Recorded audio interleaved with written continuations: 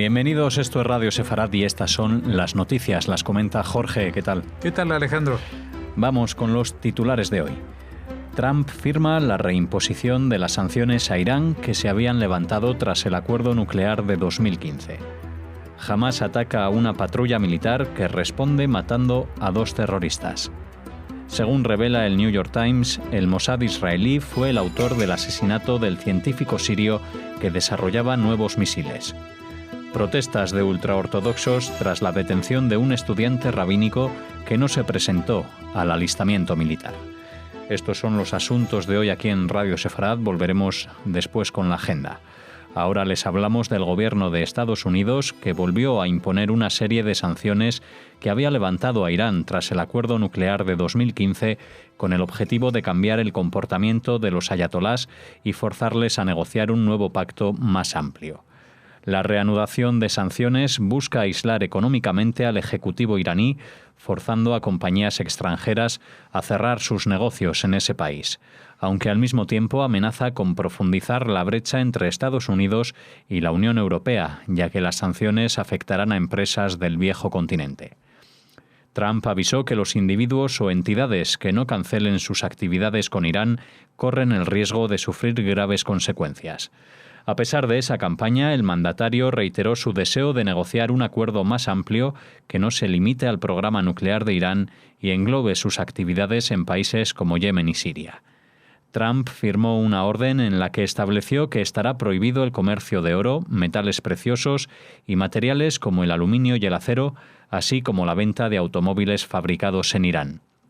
También rechazará las transacciones financieras relacionadas con el sistema de ferrocarriles, impondrá sanciones a quienes compren o faciliten la emisión de deuda soberana iraní y prohibirá a Irán usar dólares estadounidenses. Washington también revocó los permisos que permiten la importación de alfombras y alimentos iraníes como los pistachos.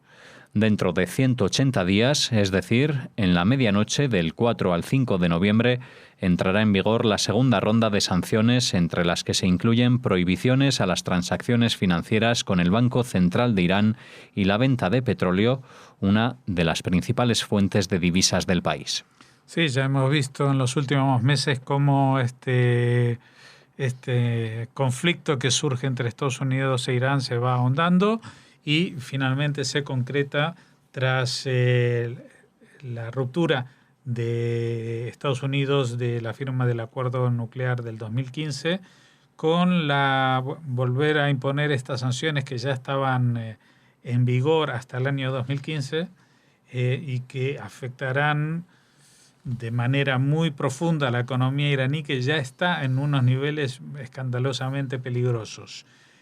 Casi a punto de cumplir 40 años de la revolución de los ayatolás, pues justamente este régimen puede pasar por uno de sus momentos más delicados. Especialmente porque ya esta sanción, aunque la más difícil de soportar para Irán va a ser la venta de petróleo, la prohibición de la venta de petróleo que se hará efectiva a partir de noviembre, de momento prohíbe a Irán usar dólares estadounidenses, cosa que va a afectar de manera definitiva a su comercio exterior, porque cuando las transacciones que se hacen incluso con la Unión Europea no se hacen en euros, todas las cotizaciones se hacen en dólares y las transacciones siempre se hacen en dólares americanos, con lo cual pues va a tener que inventar un sistema de transacciones nuevo y esperar que los socios que les queden estén por la labor de cambiar todos sus sistemas informáticos de cotizaciones, etcétera, para poder seguir negociando con ellos.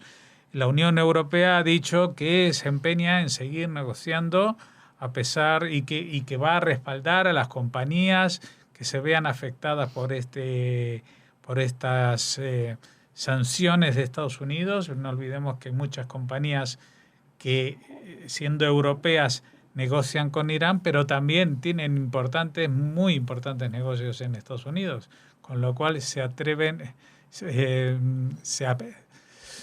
corren el peligro de quedarse sin su negocio en los Estados Unidos, cosa que supongo yo que espantará a más de alguno que quiera seguir en ese trato.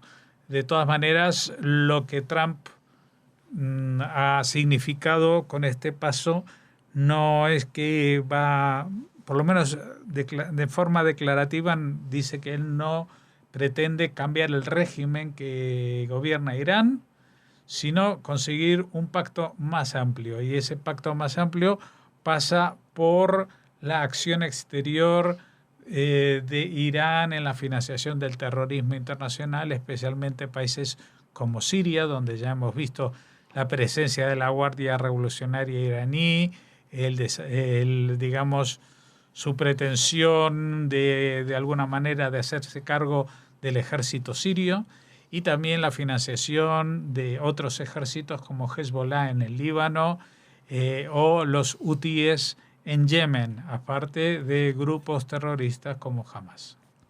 Una fuerza del ejército israelí fue atacada desde una posición del grupo terrorista islámico Hamas cerca de Beit Lahilla, en el norte de la Franja de Gaza. Israel respondió con fuego de tanques contra el origen de los disparos, abatiendo a 2 miembros de las brigadas Izz ad-Din al-Qassam, el ala militar de Hamas. No se registraron heridos entre los soldados israelíes. El incidente sucede mientras una delegación de altos cabecillas de Hamas, encabezada por el subjefe de la organización islamista, se encuentra en Gaza para discutir un acuerdo de alto el fuego con Israel propuesto por Egipto y la ONU.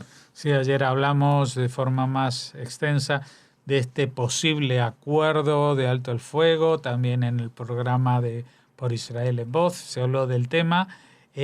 Todavía eso no está cerrado, pero y hasta que no esté cerrado, pues los incidentes siguen estos ataques, infiltraciones, y los viernes las marchas del retorno y el lanzamiento todos los días de nuevos globos y cometas y condones con cargas incendiarias que provocan desastres ambientales del lado israelí. Una fuente de inteligencia de un país de Oriente Medio reveló al New York Times que el servicio de inteligencia israelí, el Mossad, fue el autor de la muerte del científico sirio Aziz Asbar, experto en el diseño y fabricación de misiles, tras una explosión registrada en su vehículo poco después de salir de su vivienda en la ciudad de Hama, en el centro de Siria. La fuente señaló que es la 4ª vez en los últimos 3 años que Israel elimina a un científico especializado en armamentos en un país extranjero. Israel no ha confirmado ni desmentido la noticia. El científico estaba involucrado en el desarrollo de armas químicas sirias y en el programa de misiles iraníes Fateh. Trabajaba en el desarrollo de misiles de medio y largo alcance, como así también en la construcción de una planta de combustible sólido para misiles y cohetes. Dirigía a la División 4, una unidad ultrasecreta del misterioso Centro de Investigación y Estudios Científicos en Mashiaf, desarrollando cohetes y misiles balísticos, donde estaba trabajando para modernizar los misiles sirios SM-600 Tisrin y convertirlos en misiles guiados de precisión con la asistencia de la Fuerza Quds, la unidad de élite de la Guardia Revolucionaria iraní. Bueno, como vemos, un personaje de lo más siniestro que estaba involucrado en el desarrollo de armas químicas en Siria. Esto que se supone que no existe y por lo que a la Agencia de Desarme de Armas Químicas le dieron el Premio Nobel de la Paz, creo que fue hace 3 años. Pues este científico seguía trabajando en ello y también en el desarrollo de misiles, es decir, en el desarrollo de los vehículos para transportar esas armas químicas hacia destinos, digamos, de alcance medio, llámese Israel especialmente, porque aunque estaba en Siria, pues estaba muy en contacto, como se menciona, con los iraníes.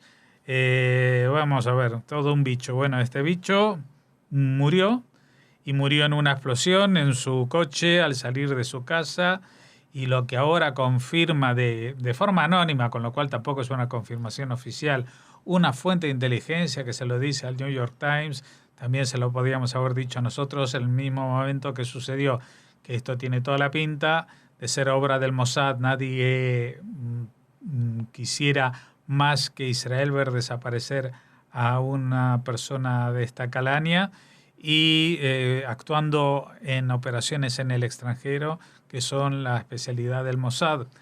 Y a diferencia de todas las fantasías que muchas veces se montan cuando muere alguien o por ejemplo, yo qué sé, el famoso autoatentado, si fue o no fue de Maduro, pues que alguien puede decir, eso es el Mossad. Pues el Mossad no se encarga de esas chorradas.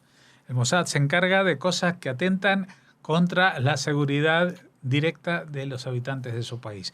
Y en este caso, alguien que estaba desarrollando misiles y armas químicas para atacarlo, pues era un objetivo de guerra totalmente válido. Así que aunque no se confirme, pues nos apuntamos a esta misma fuente de inteligencia de un país de Oriente Medio.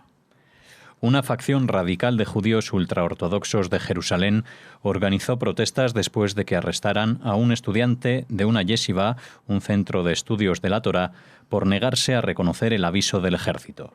Los representantes del grupo insisten en que no habrá ningún tipo de cooperación con ningún proyecto de ley que no sea una exención general para ellos. El estudiante fue arrestado por su negativa a presentarse al alistamiento o solicitar un aplazamiento. Los líderes de la facción radical de Jerusalén instruyeron a sus seguidores a continuar el legado de su fundador y líder espiritual, el difunto rabino Shmuel Orbach, quien falleciera en febrero. El Comité para Salvar el Mundo de la Torá, que organizó la protesta, manifestó: la comunidad ultraortodoxa no cooperará con la apostasía y la destrucción del mundo de la Torá, y los estudiantes de yeshiva continuarán sin presentarse en la oficina de reclutamiento hasta que se restablezca el estado de cosas anterior, es decir, la exención general de todos los estudiantes. Sí, la verdad que el nombre del grupo es un poco pretencioso, ¿no? El Comité para Salvar el Mundo de la Torá. Y vamos a ver si se van los estudiantes de una yeshiva o de 10 yeshivot o de 1000 yeshivot o de todas las yeshivot del mundo a alistarse al ejército. Eso va a acabar con el mundo de la Torá. Tan frágil es el mundo de la Torá. ¿Qué es el mundo de la Torá? Que subsistió durante 2000 años a pogromos, a holocaustos, a ataques, los ataques más terribles e imaginarios. A esta gente lo único que se le pide es que cumplan con sus obligaciones civiles para con un país que los protege a ellos y que ellos también tienen el compromiso de cumplir igual que el resto de los habitantes con sus obligaciones. A mí me parece muy mal, no solamente que no sirvan en el ejército como todos los demás, sino que tengan la chutzpah, utilizando una palabra hebrea muy popular incluso en el inglés de Estados Unidos, que tengan la osadía, la sinvergüenza, yo diría, de decir que ellos son los que salvan el mundo de la Torá. La Torá está muy, muy, muy, muy por encima de lo que los rabinos específicos de estas corrientes les inculcan a sus alumnos para obtener, entre otros, los beneficios de no tener que trabajar y vivir a costa de los subsidios, los impuestos de los otros habitantes de Israel que sí trabajan y que sí sirven en el ejército y que sí se preocupan por cumplir con sus obligaciones. Terminamos con esta noticia, la primera parte del informativo de hoy. Volvemos ahora con la agenda cultural.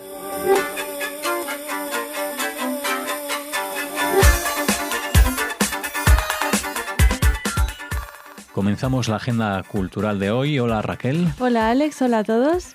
Para hablar en este verano caluroso, continuamos aquí en Madrid hablándoles de cultura sefardí y también cultura relacionada con el mundo judío. No solo de los sefardí hablamos en Radio Sefarad. Exacto. En este caso nos vamos, eso sí, al Museo Sefardí de Toledo, porque abrirá sus puertas la noche del sábado 11 de agosto con el concierto didáctico Luna de Verano, a cargo de la etnomusicóloga y amiga de Radio Sefarad, Judith Cohen, ya saben, la música canadiense, que pretende entablar un diálogo con el público a través de la música sefardí y descubrir los mitos y refranes que esconde.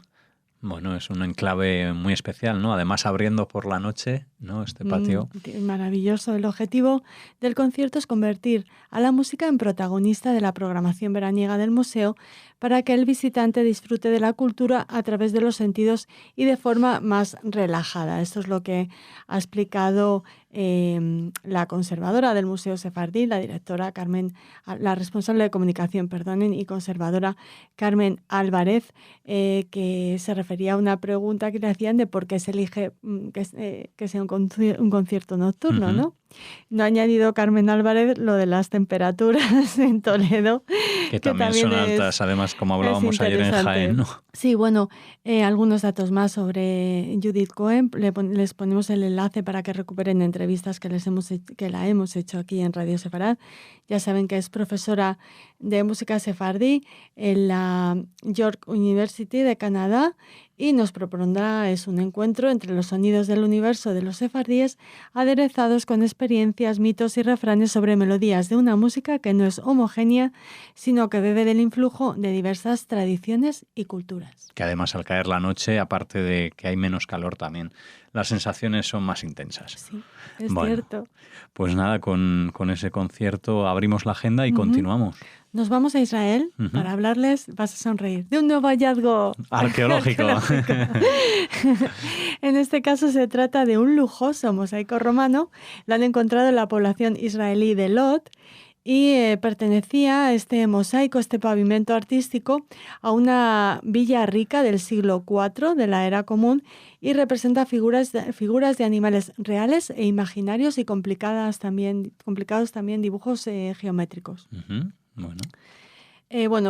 ¿Por qué? Pues por unas obras, como siempre, pero curioso porque es un poco como cine dentro del cine o hallazgo arqueológico dentro de hallazgo arqueológico, porque estaban haciendo unas obras en un yacimiento de la Autoridad de Antigüedades de Israel, un yacimiento que ya estaba explotando, digamos, la Autoridad de Antigüedades de Israel, y allí han encontrado este pavimento de teselas.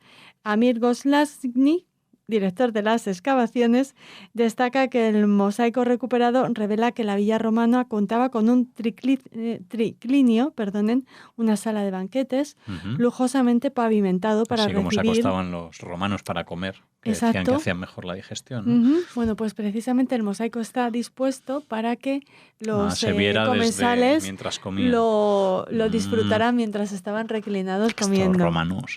¿Sabían qué locos están estos romanos o no? Bueno, pues eso, contaba con, como les decimos, con una sala de banquetes donde estaba este mosaico, además de un claustro de columnas en torno a un patio interior y con un sistema de traída de aguas. O sea, maravilloso. Dicen desde la Autoridad de Antigüedades de Israel que han hallado pruebas de que las paredes estaban decoradas con frescos en el lujoso estilo que caracterizaba las mansiones del Mediterráneo oriental durante el Imperio Romano. Y presenta eso, animales reales o imaginarios, este mosaico, complejos diseños geográficos, escenas marinas con un surtido de peces y 2 veleros mercantes romanos. Este era el paisaje que divisaban los comensales. La ubicación rectangular de sus tumbonas venía definida en el propio mosaico, como revela el pavimento, ahora desenterrado en un comedor anejo. Muy bien, pues nada, a mí el triclinio me ha hecho recordar que me he traído unas uvas, así que no. Muy romano. No me las comeré recostado, pero sí cuando terminamos el informativo. Un patricio radiofónico vas a parecer. Bueno, volvemos a España para hablarles de la publicación de un nuevo libro de Sefarad Editores y un nuevo título a cargo de Arnoldo Lieberman, con prólogo de Santiago Kovaldov. El transitado ser para la muerte del pensamiento de Heidegger, adoptado luego por el existencialismo francés, un ser para la muerte, que a veces pienso que lo escribieron solo para los judíos, dice Arnoldo, es un mandato ideológico y un imperativo categórico que se hace transparente en el pensamiento del autor de Ser y Tiempo. Mi intención, dice el autor, es recorrer en estas páginas ese sendero con sus alternativas y sus errancias para alcanzar al menos una mínima certeza sobre lo que pienso cuando estoy frente a mi propio espejo. Muy bien, pues nada, una nueva edición de Sefarad Editores. este libro. Hablaremos con Arnoldo Ujú. Lieberman, le hemos intentado localizar ya, pero se nos está escapando un poco. Bueno, es lo que pasa en agosto, sí. que se escapa la gente. Así que nada, probablemente para septiembre o, No porque o no igual nos haya- antes, ¿no? Sí, no porque no nos haya atendido, sino porque no le hemos localizado. Claro, claro, por eso, Arnoldo por siempre responde a Un la pez llamada Radio resbaladizo Sefarad. como el del Lo de los mosaico. mosaicos. Bueno, pues nada, así nos despedimos hoy en Radio Sefarad. Volvemos mañana en las noticias. Hasta mañana.